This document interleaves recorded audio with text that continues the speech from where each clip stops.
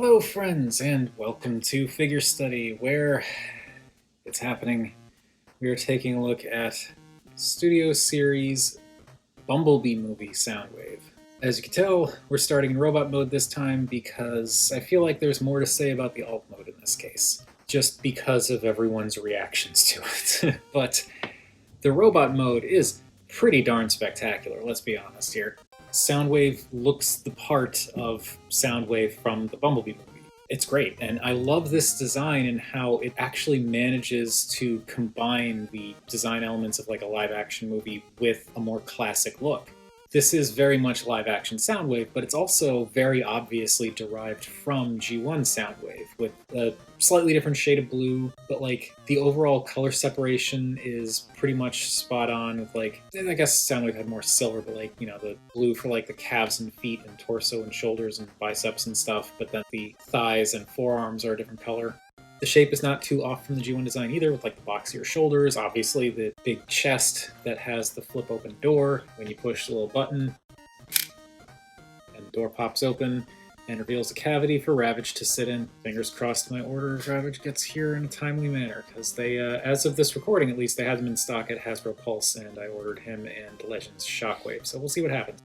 But it's very, very Soundwave. Right down to the head, like, it's definitely rounder than G1 Soundwave's design, but I feel like a lot of the same points are here with like the mouth plate, the blue helmet with the ever so slight ears up top, the red visor. It looks like Soundwave. If you know the G1 Soundwave design, you're going to look at this and you're going to see Soundwave, and that's really cleverly done. The designers for this, just the character designers, deserve a lot of credit for that, because that's not easy to do. Like having something that's obviously new that still homages the original without looking exactly like the original, that's hard. There's a lot of molded detail here and there, but it doesn't get overwhelming, and they painted just enough to have a lot of classic Soundwave design cues kind of come through without overpowering everything. I particularly like how on the chest they've got that gold trim around the window that pops open, but they also have those little gold lines on the sides, like 2 on each side. There's just something about that little detail I feel like makes this definitively a Soundwave design, and it's silly, but that's just kind of how it comes across to me. They also got some nice gold trim in the shins. You can actually, if we swing the legs around, see some red on the backs of the calves. And of course you got red on the forearms, around the cuff section. It doesn't go all the way around, but it is there. And then the pelvis has got some intermittent bits of silver painted in, and what may or may not be play or fast forward and rewind buttons, just because. As I said, the chest design is just fantastic, though the Decepticon symbol on it is really, really tiny. But I do think it's neat how you've got some nice red detail lining actually on the plastic for the chest, like for the window looking into the chest. Oh, there is also some silver on the inside of the forearms, which is a bizarre detail to paint, but I do like that they painted that, because I do feel like it would look a little bit bland if the forearm back there was all white. So that kind of helps to blend that elbow joint in a little bit better. And then the head, as I said, is a very kind of Soundwavy looking head with the faceplate and the visor and a similar head shape. In particular, that head crest is very Soundwave. But I like that they broke up the design a little bit. They gave it a little bit more angles. They added that kind of blue strip in the center of the faceplate. There's also some nice silvery paint along the sides of the head to just make it add a little bit more color detail to it. As for articulation, the head is on a ball joint, but you're not going to get a lot of motion out of it going side to side or down, but it can look up a little bit. It can rotate all the way around, and actually is supposed to for the transformation. The arms do go a full 360, though because of the joints involved, I find it's best to hold the shoulder and rotate, because if you just grab the arm and rotate, it'll move that shoulder panel up and start to look a little awkward. You get a bicep swivel, you get a double jointed elbow, but the joint only gets you about 90 degrees of bend, maybe a little bit more. No wrist swivel, but I think that's all right. Now, you do get in and out motion on the shoulders, I didn't forget, but the in and out motion it does a thing that I don't like. The joint itself is actually in the torso rather than in the shoulder. So when you bring the arm out, you bring the entire arm out. The problem comes in when you try to do more dynamic posing. Belly aching about that aside, the flap in front that looks a little bit like a tape recorder can move up, and that gives you access to a waist swivel. You can rotate the waist 360 degrees. Forward and backward motion are definitely good to go the full 90 in both directions, as long as you get that little skirt thing out of the way. Can go out almost the full 90. You get a thigh swivel that does not go all the way around, but it does go around very well.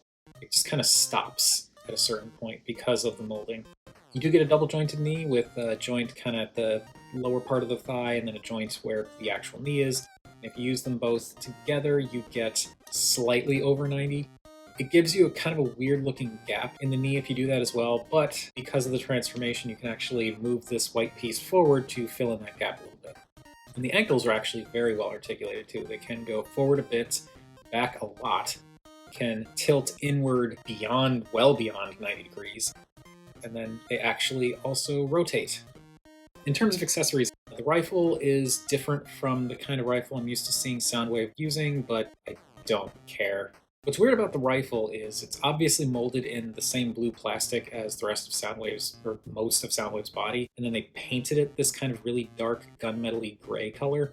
I'm sure there's a mold reason why, like just something to do with the steel molds, but it just seems like a waste of paint, you know?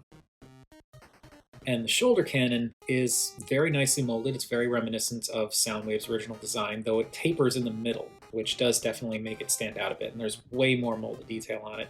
There's a little missile accessory that comes with Ravage that I've seen photos of. It's like meant to plug in there. And I'm assuming you plug it in there so that you can fold down the hinge that allows the cannon to plug into his back to make it function more like a gun, and then it looks more like Soundwave's classic gun. But then you'll have Soundwave's more classic gun, but you won't have his shoulder thingy. And his shoulder thingy, I feel like, is more iconic than the gun. So I feel like maybe they should have just made two of these.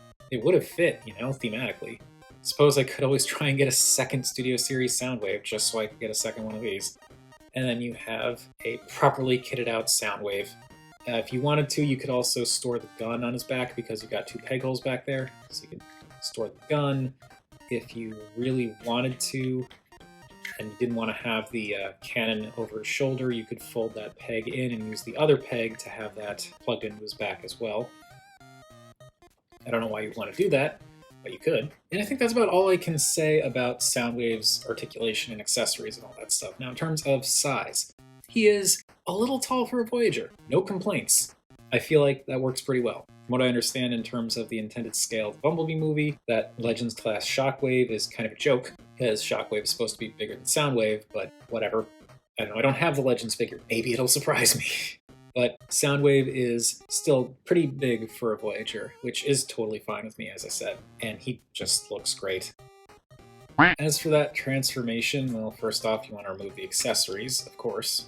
And now this is one of the reasons why I wanted to do the robot mode first, because going into the vehicle mode, there are some nuances to it that, if you're aware of them, it makes it pretty easy to get the vehicle mode very solid and sturdy. If you don't, then you might have pieces popping out here and there, and it'll just be kind of annoying to fiddle with. But what's funny is, the more I transformed him, the more I messed around with the vehicle mode, I've actually come to like it a lot. It definitely helps figuring out some of the nuances when it comes to what helps to get that vehicle mode to really kind of shore itself up. But after figuring out the little tricks, it's actually become pretty fun to transform him back and forth. And again, he holds together really solidly once you do it I don't want to say the right way, but once you do it in a very particular way. One thing that I find helps is when you want to get the arms pegged in, you angle them out to about where you think they need to go, and then you bend the joint closest to the forearm first, then bend the upper joint in that arm, and then you kind of get the tab and slot roughly lined up, and then push forward, and that double hinge joint in the elbow will actually guide the forearm over that peg. Another thing that really helps is when you do the legs, you need to rotate the legs so that the thighs point inward, but you actually want to rotate it all the way in. If you just rotate it so that it's about 90 degrees, that's not going to work. You need it at an angle, and it's actually designed to stop at the angle that you need. One more thing that helps is when you rotate the knees in and you fold out those flaps, you want to have the leg section kind of slid forward a little bit, tab those sections together first, and then when you're pressing those two leg sections together, slide back and up into the rest of the body mass, which will actually tab into a little slot at the bottom of the pelvis, and that will actually get things really nice and solidly set in place. And if you've done it right, the slots in the bottoms of the feet should actually line up with tabs on top of the forearms without much problem. So you just swing the feet around, tab those in, and everything should be good. And then, of course, move those little joints for the knees forward to just kind of close up vehicle mode. And what we're left with is this weird Soundwave colored hybrid of an A-Wing from The Empire Strikes Back and I want to say a Metroid. It is weird, it's gappy, it's very much a weird yoga pose robot from behind, or underneath rather, but I actually really like this. It's a Cybertronian mode, so it doesn't have to look like anything really. It's just a fast travel mode, and this looks like it could work as like a hovercraft or a flying thing, a flying chunk, if you will. And I don't know, it just works for me. I like the fact too that because this is all just robot bits, you don't really get much in the way of kibble in either mode. I mean, again, yeah.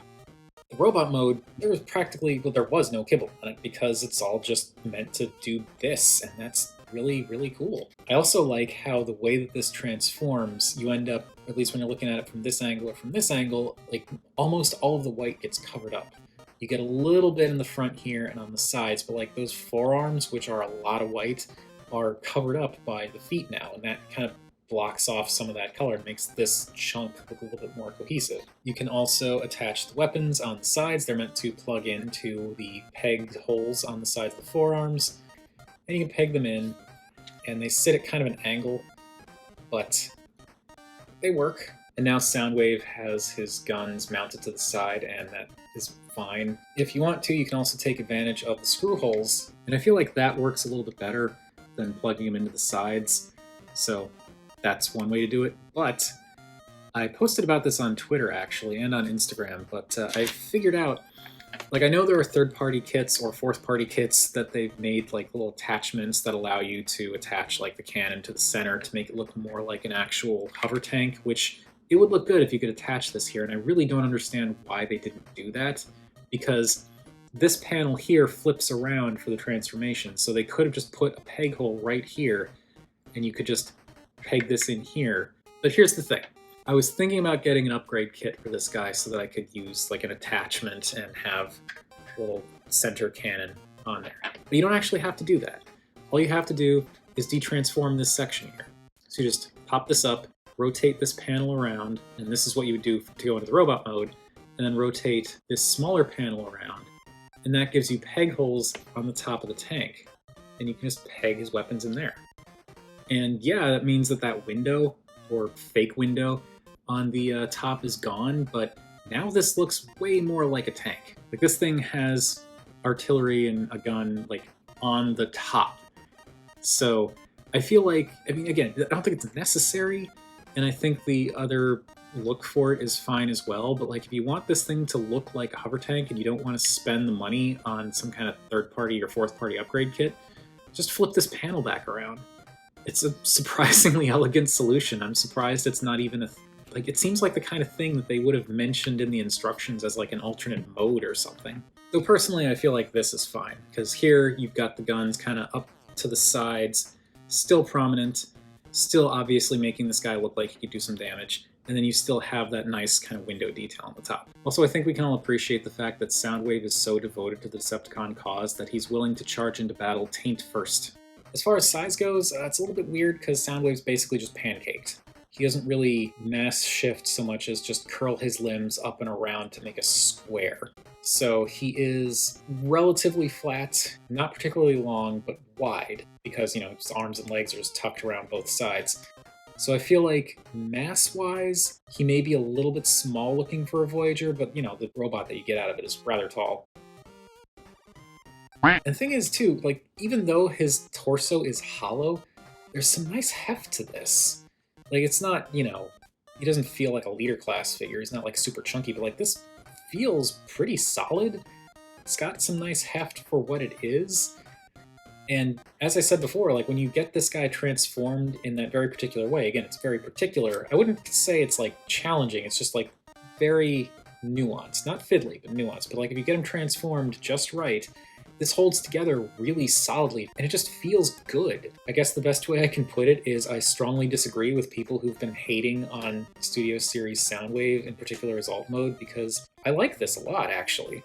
I think for what it is, it looks good. It's a Cybertronian vehicle mode, and I think it does look like a vehicle, kind of. I've said this before, but I am really getting tired of G1 over and over again, so the fact that Soundwave doesn't turn into a cassette player is completely fine with me. In fact, it's a relief. We could pretend that maybe this is a mobile cassette player, I don't know, but really, I'm fine with this. They're doing something different with Soundwave. They've done it a few times, not always successfully, but this is fine. It's fine, and for what it is, I do actually enjoy the way it looks, and it's just fun to mess with. But that is going to do it for Studio Series Bumblebee Movie Soundwave. As I said, I actually really like this figure. I do understand that alt mode is a departure, and I understand why that would be off-putting to some people. There are definitely some bits to it, in particular just the knees just sitting there in the front of the vehicle mode that I feel like maybe not necessarily could have been handled better, but just it is a shame that they're just kind of right there, front and center. But I really like this. The transformation is actually really interesting. It's more complex than you'd think, and when you do it right, it feels incredibly satisfying to have all of that turn into something that's really solid. And again, it gives you a robot that has no kibble. It's really, really well done. The articulation is, aside from the shoulders, I think ultimately great. Sucks that he didn't come with a Ravage, but oh well, they are at least making one. And I feel like as weird as this is, this has some personality to it. This is interesting. It got people talking, but I've gone on long enough. So that's been my look at Studio Series Soundwave. What do you all think of this guy? Love him or hate him? I don't know. I'm curious though, because I feel like the consensus for a lot of people who've gotten this guy has been that their opinions of him have kind of softened as they've messed around with the toy. It seems like that's just kind of how it goes. Whatever your thoughts, feel free to chime in down below. I always enjoy hearing from you all. If you like this video or any of the other videos that I've done and want to support the channel outside of watching the video in the first place, I do have a Patreon. It's a single $1 tier, gets you early access to new videos, some access to like the occasional behind the scenes posts that I make, or any kind of teasers I might be showing off for like work in progress on customs, that kind of thing. And eventually, hopefully, if I get enough people, I want to start doing polls so you can actually have a little bit of a say in stuff that goes up on the channel in the future. With all that out of the way, thank you everybody for watching, and remember, art is more than meets the eye.